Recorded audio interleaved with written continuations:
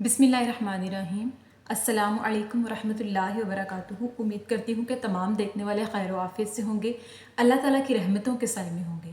तो मेरा उन्वान अहदीस नबी सल्लल्लाहु अलैहि वसल्लम मौजू चल रहा था नमाज का बयान, जिसका हवाला बुखारी शरीफ की किताब। तो आज की हदीस है कि सहाबी हज़रत बरा बिन आज़िब बयान करते हैं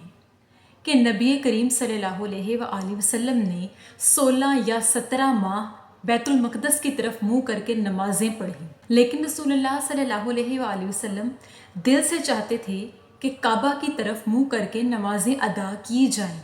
इस पर अल्लाह ताला ने ये आयत नाजिल की कि जिसका तर्जमा कुछ इस तरह से है, हम आपका बार बार आसमान की तरफ चेहरा उठाना देख रहे हैं। फिर नबी करीम सल्लल्लाहु अलैहि वसल्लम ने काबतुल्लाह की तरफ मुंह करके नमाज अदा करनी शुरू कर दी। फिर उसके बाद एक मरतबा यहूदी लोगों ने रसूलुल्लाह सल्लल्लाहु अलैहि वसल्लम को काबा की तरफ मुंह करके नमाज अदा करते हुए देखा और उन पर कहा कि इन लोगों को किबला बदलने पर किस चीज़ ने फेर दिया।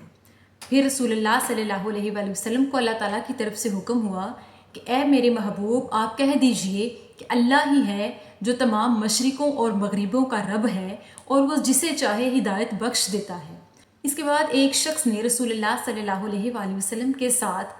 काबतुल्लाह की तरफ मुंह करके नमाज अदा की और वो शख्स नमाज अदा करने के बाद एक जगह से गुजरा जहाँ कि उसने एक इंसार की एक जमात को देखा जो कि बैतुल मक़दस की तरफ मुंह करके नमाज अदा कर रहे थे। तो उस शख्स ने उस जमात को नमाज अदा करते हुए देखते ही ऊंची आवाज़ में कहा कि मैं गवाही देता हूँ कि मैंने नबी करीम सल्लल्लाहु अलैहि वसल्लम के साथ काबतुल्लाह की तरफ रुख करके नमाज अदा की है।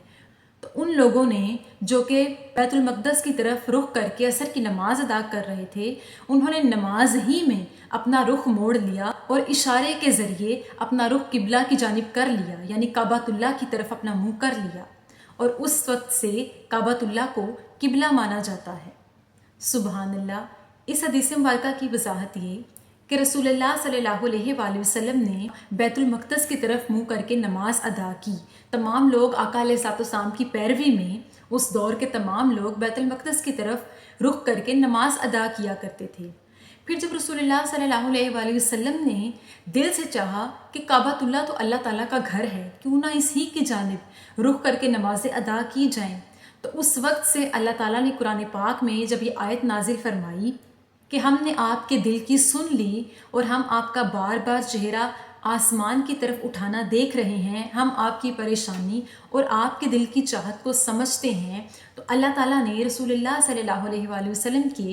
दिल की ख्वाहिश को पूरा करते हुए काबतुल्लाह को किबला करार देने का हुक्म दिया। उस वक्त से रसूलुल्लाह सल्लल्लाहु अलैहि वसल्लम ने काबतुल्लाह की तरफ मुंह करके नमाज अदा करनी शुरू कर दी और उस वक्त जिन लोगों ने आका अलैहिस्सलाम के साथ किबला रू होकर नमाज अदा की, यानी काबतुल्लाह की तरफ मुंह करके नमाज अदा की, उनमें से एक शख्स ने किसी ऐसी जमात को देखा जो कि इंसार के लोग थे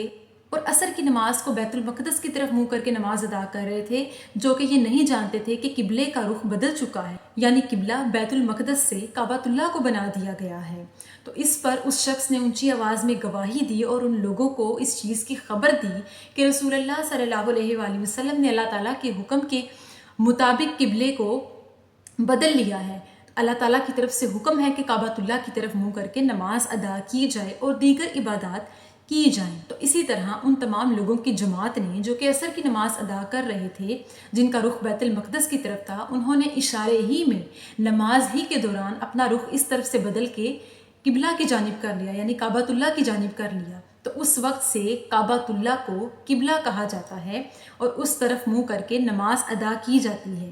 लिहाजा हुक्म दिया गया अल्लाह ताला की जानिब से कि रसूलुल्लाह सल्लल्लाहु अलैहि वसल्लम और तमाम दुनिया में जितने भी लोग हैं, जितने भी मुसलमान हैं,